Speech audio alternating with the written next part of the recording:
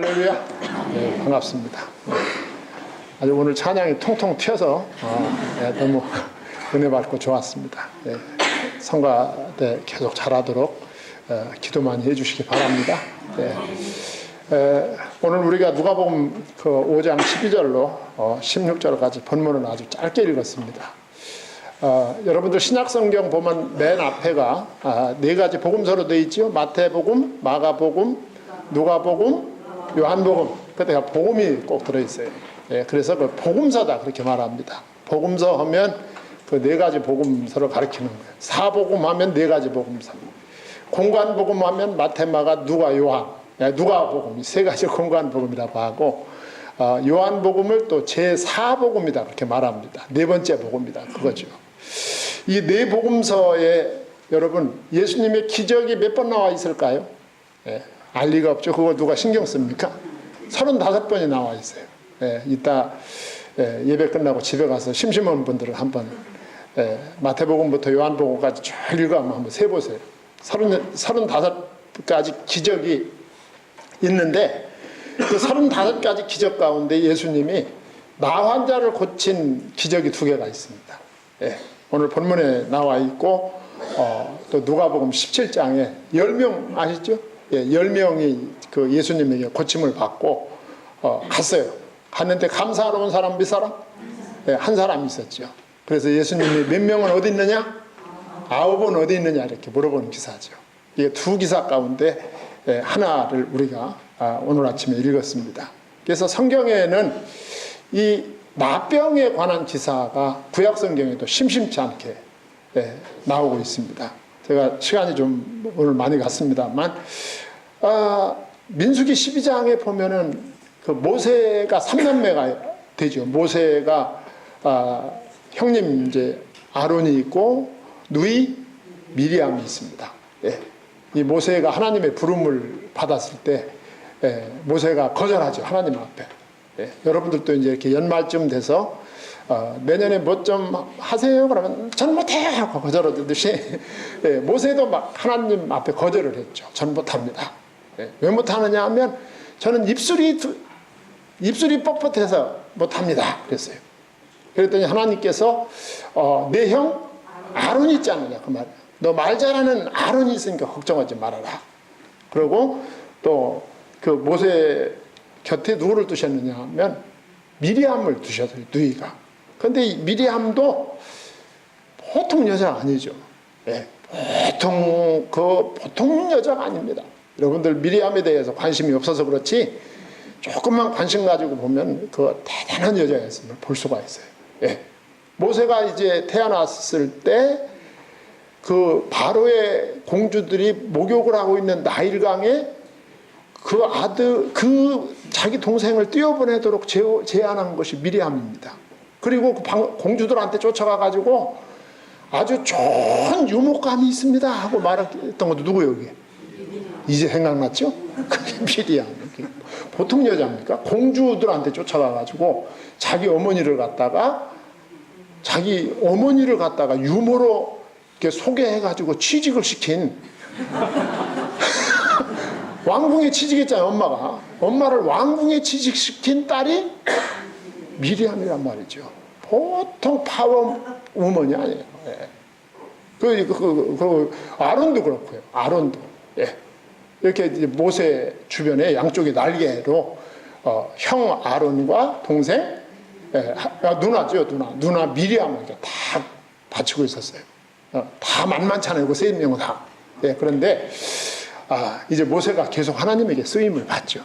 계속 쓰임을 받으니까 계속 쓰임 받고 막 백성들의 존경 받으니까 이 아론과 미리암이 좀 예민해졌어요.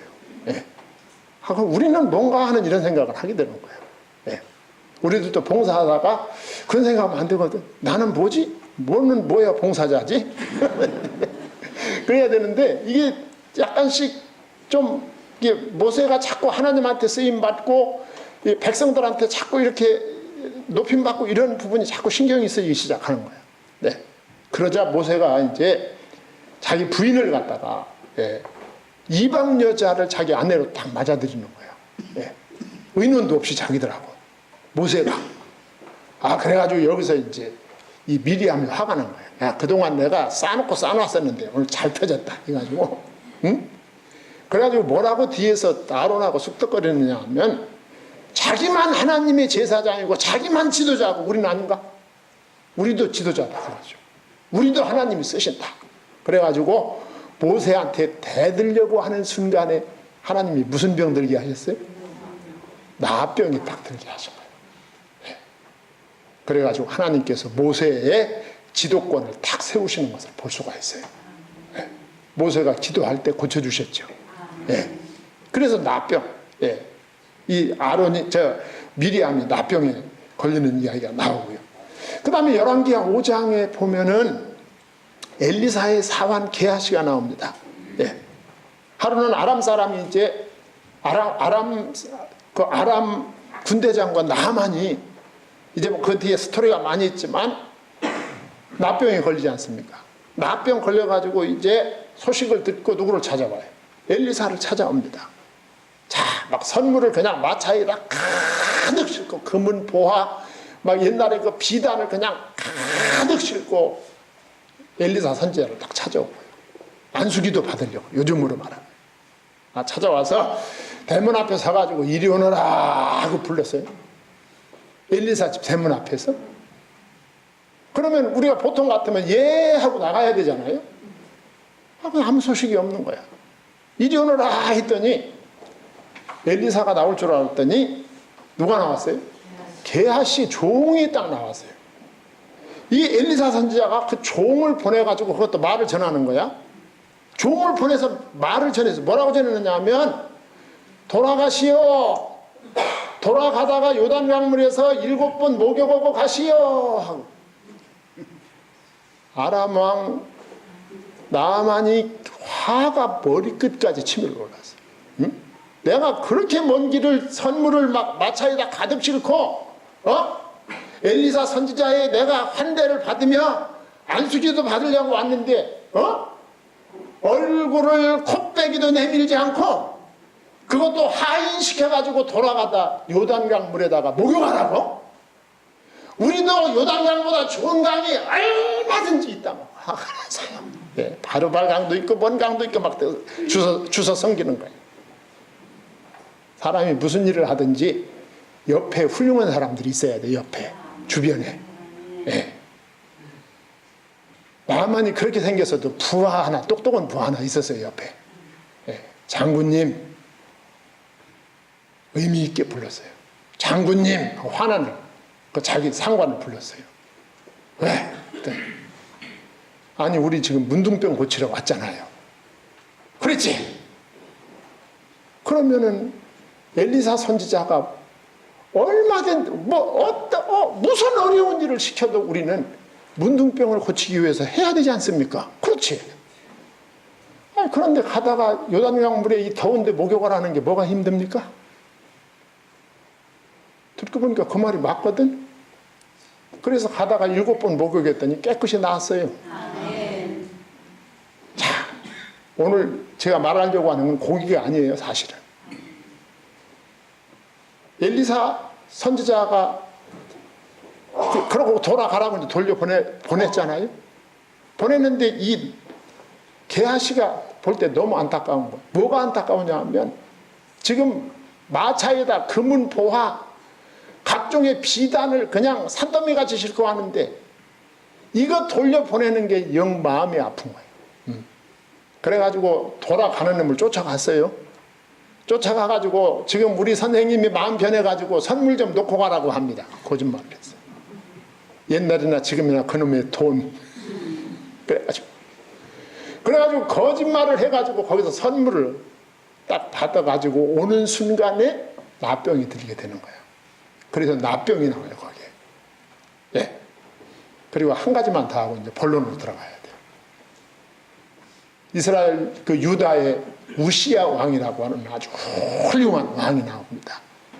이 우시야 왕이 돼가지고 정말 뭐 여러 가지 산당을 제거하지 못하고 하나님의 뜻대로 하지 못한 것도 있지만 하여간 왕 노릇을 잘 해서 나라가 부강합니다. 국방도 잘하고 경제도 잘하고 해가지고 나라가 아주 살기 좋게 변해가고 있어요. 예. 우시아가 왕 된다. 그래가지고 막 백성들이 우축자축 하면서 이 왕을 막 높였어요. 예. 우리가 훌륭한 왕 둔 거 참 잘했다. 그러면서. 이렇게 해서 사람이 교만해지기 시작한 거예요. 예. 우리가 영적으로 볼 때는요, 잘 나갈 때가 가장 위험할 때입니다. 사업이 잘 될 때, 직장에서 진급이 잘 이루어질 때, 취업이 잘 될 때, 학생은 점수가 잘 나올 때, 이게 위기예요, 영적으로. 예. 막 건강할 때, 이게 위기라니까. 우시아 왕이 잘 나가고 있었어요. 그런데 우쭐한 마음이 생긴 거예요. 그래가지고 무슨 일을 저질렀느냐 하면, 왕은 왕 노릇만 해야 되거든요. 왕이 제사장 노릇을 하면 안 되거든요. 예. 우시아 왕이 무슨 생각을 했느냐 하면, 하나님 앞에 분향하는 제사장 노릇도 내가 해야 되겠다 생각을 하고 성전에 가서 분향을 하게 됩니다. 그러자 제사장이 딱 들이닥쳤어요. 제사장이 책망을 하는 순간에 그 이마에 문둥병이 피어나기 시작합니다. 온 몸에 퍼져가지고 이 우시아 왕은 본궁에서 쫓겨나 별궁으로 가서 죽을 때까지 살다가 죽어서도 열조들의 그 묘실로 들어가지 못하고 다른 데 묻히는 이 비극에 처하는 것을 볼 수가 있어요. 자, 이렇게 성경에 보면 요소요소에 이 비극적인 납병에 대해서 말씀하고 있어요. 예. 오늘 이 납병 환자를 통해서, 납병 환자가 깨끗함을 받는 과정을 통해서 하나님께서 여러분과 저에게 주는 메시지에 은혜 받기를 바랍니다. 자, 오늘 본문에도 예수께서 한 동네에 계실 때 그랬어요. 그게 어느 동네인지 잘 몰라요. 하여튼 어떤 동네에 계실 때에 온 몸에 납병 들린 사람이 있었다. 여러분, 이 납병은 영적으로 말이죠, 철저하게 부정한 자로 간주가 됐어요. 예. 이스라엘 사회에서 한번 납병에 들렸다 하면 이 사람은 영적으로 육신적으로 부정한 자로 그 간주가 되어서 가족을 비롯해서 모든 사람과 격리가 돼야 되는 거예요. 예. 아는 사람은 말할 것도 없고, 내가 납병인지 모르는 사람이 나를 가까이 오면 내가 입을 가리고 나는 부정하다 해가지고 그 사람이 나로 하여금 납병 환자임을 알아채게 해야 하는 이 안타까운 병이 바로 납병이었습니다. 죽은 자, 살아있지만 죽은 자로, 살아있는 시체로 여겨졌어요. 죽은 사람 중에 온 것을 모든 사람이 인식할 수 있도록 하기 위해서 검은 옷을 반드시 입도록 만들었습니다. 아까 말씀드렸듯이 납병 환자는 일단 발병을 하면 사회로부터 버린 자, 추방당한 자로 여겨졌어요. 영적으로 말하면 납병에 걸린 자는 천국에 들어갈 소망이 없는 자로 세상에서 배척을 당하는 것을 볼 수가 있습니다. 이렇게 납병은 인간의 심령을 썩게 하는 죄를 상징하고 있었습니다. 예, 죄를 상징하고 있었어. 예, 죄로 인하여 심령이 썩어들어져 갑니다. 납병에 걸리면 그 사람의 육신이 썩어들어 가듯이 일단 내가 죄에 빠지면 그 죄가 내 영혼을, 내 심령을 썩어가게 만든다, 그 말이죠. 이게 납병의 두려움입니다. 그런데 이 불결한 자요, 어떤 인간적 수단으로도 고칠 수 없는 이 납병, 이거 한번 걸리면 사람이 헤어나올 수가 없는 거예요. 이 병을 고칠 수 있는 분은 하나님밖에 없습니다. 만약에 예수님께서 이 병을 고친다면 예수님은 바로 그리스도시다. 예수님은 메시아시다. 예수님은 하나님의 아들이시다. 예수님은 하나님이시다. 이게 이제 입증이 되는 것이죠. 예. 그래서 오늘 본문에 보니까 이 납병 환자가 예수님을 보고 엎드려 그랬어요. 엎드려 구하여 이를 때 주여 원하시면 나를 깨끗하게 하실 수 있나이다 하니 그랬어요. 여러분, 이 말씀을 가만히 관찰을 해보면 이 납병 환자가 조심해야 되고 납병 환자가 금해야 될 모든 것을 예수님을 보는 순간 다 잊고 말았어요. 많은 사람들이 예수님을 둘러싸고 있다는 사실을 잊어버렸고 자신이 나환자로서 수치스러운 존재라는 것도 잊어버리고 사람들과 2m 이내로 접근하면 안 된다는 것도 잊어버리고 예수님께서 자신의 문제를 해결할 수 있다는 희망 외에는 다 잊어버리고 예수님 앞에 나와 엎드렸던 것입니다. 우리들도 문제를 가지고 주님 앞에 나와 우리 주님의 응답을 사모한다면 그 우리 주님 앞에 나가는 방해되는 모든 요소를 잊어버리고 주님만 바라볼 수 있어야 된다. 아멘. 이 중대한 메시지가 여기 들어있어요. 예수님의 도움을 구하는 결심을 누구도 막을 수가 없었어요. 예수님을 왕으로 모시는 겸손도 누구도 막을 수가 없었다. 엎드려 구하여 낮은 자세. 저는 아무것도 아닙니다. 네. 저는 우리 주님의 도우심이 필요한 납병 환자입니다 하면서 예수님을 왕으로 모신 거예요. 왕으로. 주여 원하시면 그랬어요. 예수님이 주님이시다. 예수님이 나의 왕이시다. 이 세상의 죄와 저주와 사망과 이것을 상징적으로 보여주는 납병을 치유할 수 있는 분은 당신밖에 없습니다. 라는 고백입니다. 재밌는 것은 납병을 고쳐달라 하지 않고 깨끗하게 해달라고 구하였습니다.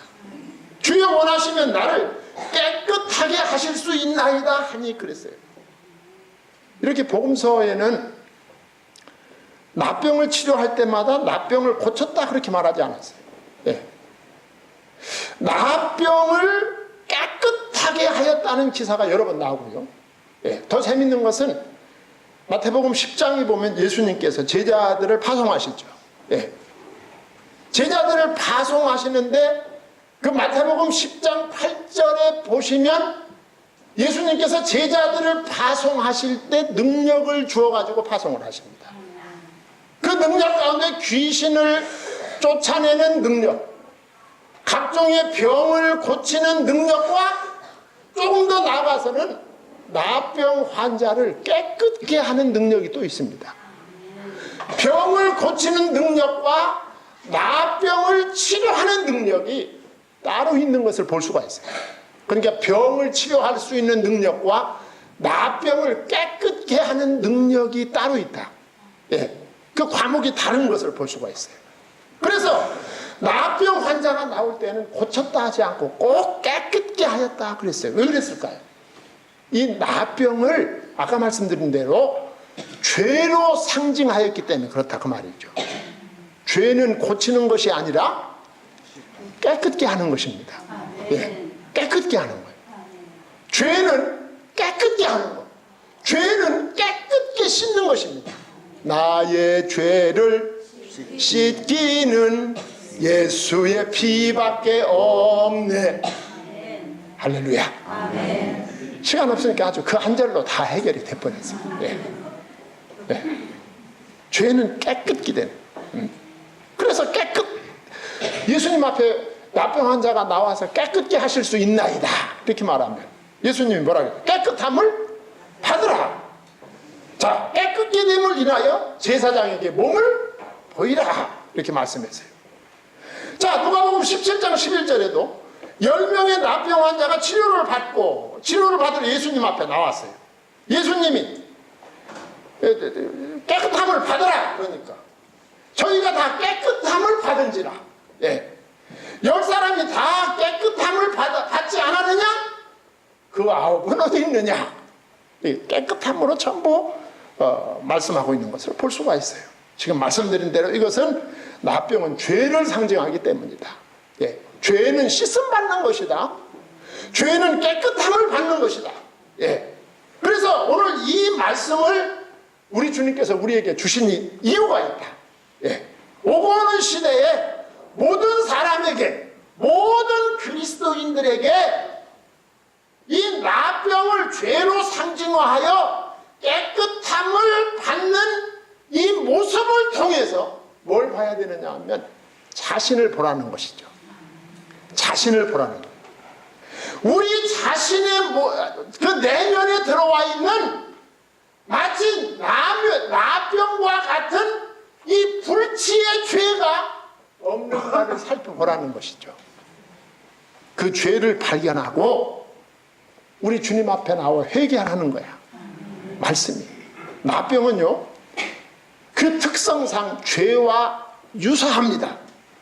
잠복기간이 길다는 거예요. 첫째는. 이 나병은 금방 감염됐다고 해서 금방 발병이 일어나지 않는다. 상당히 긴 게 몇 년의 기간이, 잠복기간이 있습니다. 우리도 마음속으로 죄를 마음속에 간직하면 그 죄가 내 마음속에 오랜 기간 동안 잠복하고 있죠. 네. 나병이 일단 발병했다 하면 비참합니다. 내 마음속에 간직하고 있던 죄가 시간 속에서, 공간 속에서 실행되면 그때부터 그 사람 비참해집니다. 예. 나병이 발병되면 가족과 이웃에게 완전히 격리가 됩니다. 따라서 내가 마음속에 있던 죄가 실행이 되어가지고 이 사회의 법에 저촉이 되면 가족과 이웃과 사랑하는 친지들로부터 하게 되죠. 죄와 나병이 유사한 데가 있다는 것이죠. 자, 자신을 돌아보고 자신의 마음을 들여다보고 죄가 발견되면 주님 앞에 나오라는 거예요. 시편 34편 18절에 여호와는 마음이 상한 자를 가까이 하시고 중심으로 통회하는 자를 구원하시는도다. 그래서 하나님 앞에 나오면 하나님이 받아주시겠다는 것이죠. 네. 그래가지고 두 번째로 13절에 보면 이 나병 환자가 예수님 앞에 나와 기도한 거 아니야. 오늘날 우리들 말로 하면 나병 환자가 예수님 앞에 다 잊고 주님만 생각하며 나와서 주님께 기도했어요. 그런데 오늘 본문엔 이런 표현이 없지만 마가복음 1장 41절에 똑같은 본문이 나오는데 거기에 보면 이 나병 환자의 기도를 들으시고 예수님이 불쌍히 여기사 그랬어요. 예수님의 마음이 움직인 거예요. 예. 예수님의 마음이 움직이면 문제가 해결되죠. 예. 우리들의 문제, 우리들의 인간관계 속에서도 모든 문제는 상대방의 마음을 움직이지 못하는 데 있는 거죠. 예. 예수님의 마음이 움직였다. 그래서 예수께서 그를 불쌍히 여기셨다. 예. 그 왜 불쌍히 여겼을까요? 온 몸에 번져 있는 병을 보시고 아무것도 없는 그를 보시고 그리고 무력함과 소망이 없음을 보시고 예수님은 전례 없는 일을 그 환자에게 하셨습니다. 예수께서 손을 내밀어 그에게 대시며 그랬어요. 나병 환자에게 손대면 안 됩니다. 이건 법이죠. 법으로 나병 환자에게 2m 안으로 들어가면 안 되는 것이 법입니다. 예수님께서 손을 내밀어 그 나병 환자에게 손을 댔다는 것은 우리 주님의 사랑은 법을 초월하고 있음을 보여주는 거예요. 예. 뿐만 아니라 더 나가서 이 손을 댔다고 하는 것은 구약시대에 보면 제사 제도가 있습니다. 하나님께서 시내산에서 애굽에서 구원받은 이스라엘 백성들에게 시내산에서 모세를 통해서 두 가지를 주셨죠. 하나는 율법을 주시고 또 하나는 성막을 주셨습니다. 율법은 정죄하는 것이고 그 정죄받은 자가 용서 살 수 있는 길을 하나님이 마련하셨는데 그게 성막을 통한 제사 제도입니다. 제사 제도. 제사를 드릴 때 구약에서 백성들이 제물을 들고 제사장 앞에 나가죠. 예. 나갈 때 제사장은 그 제물을 드리는 자와 함께 그 제물에다가 안수를 합니다. 안수. 예. 그 안수를 통해서 무슨 일이 일어나느냐 하면 이 사람이 지난 1년 동안 지은 모든 죄를 이 제물에게 전가합니다. 네. 이 제물에 대신 희생당함으로 이 사람의 죄를 용서하여 주시옵소서. 그래서 이 사람으로 하여금 살게 하여 주시옵소서. 그 행위가 바로 제물에 안수하는 것입니다. 오늘 예수님께서 손을 내밀어 그에게 대시며 그랬어요. 이 말은 예수님이 그 나병 환자에게 손을 댔다, 안수했다 그 말이죠. 그 안수의 의미는 나병의 전가의 의미가 있어요. 하나님, 이 나병 환자가 가지고 있는 이 나병을 나에게 전가시켜 주시기 바랍니다. 내가 이 사람의 나병을 담당하겠습니다. 그 말인 거예요. 영적으로 말하면 하나님 아버지, 이 사람이 가진 죄와 그 죄로 말미암은 저주와 심판을 나에게 전가시켜 주시기 바랍니다. 내가 담당하겠나이다. 이 말씀이 된다 그 말이죠. 마태복음 8장 17절에 이는 선지자 이사야를 통하여 하신 말씀에 우리의 연약한 것을 친히 담당하시고 병을 짊어지셨도다 함을 이루려 하심이었더라 그랬어요. 손을 대셨다 그 말은 예수님이 그 나병 환자의 나병을 담당하시겠다는 의미다 그 말이죠.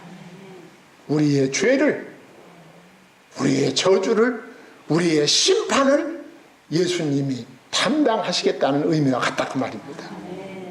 그러면서 예수님께서 말씀하셨어요. 뭐라고 말씀하셨느냐 하면 이르시되 내가 원하노니 깨끗함을 받으라 그랬어요. 예.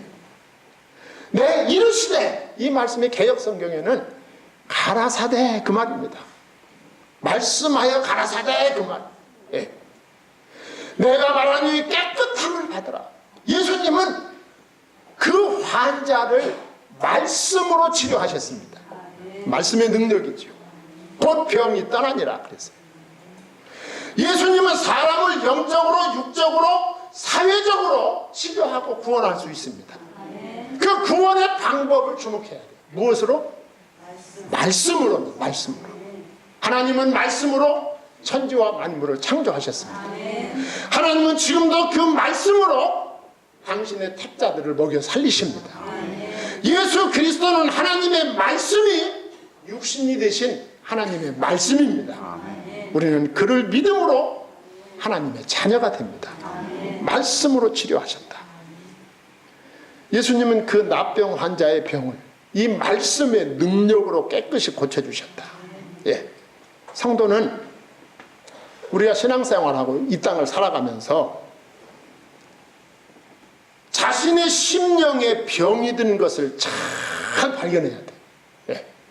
자신을 언제나 돌아봐야 돼. 예. 오늘날 자기 심령에 병이 든 것을 모르고 살아가는 그리스도인들, 성도들이 너무도 많습니다. 마치 요한계시록 3장에 나오는 라오디게아 교인들과 같이 이 라오디게아 교회가 우리 주님이 보실 때에는 그 심령이 곤고하고 가련하고 눈이 멀고 벌거벗었지만 그 수치를 알지 못했다 그랬어요. 우리 주님이 볼 때 라오디게아 교회는 심령이 곤고하고 가련하고 눈이 멀고 벌거벗었다. 예. 아주 부끄러운 교회였다. 그런데 자기들은 뭐라고 했느냐 하면 우리는 부요하여 부족한 것이 없다고 그랬어요. 네. 눈이 멀었으니 보일 리가 없죠.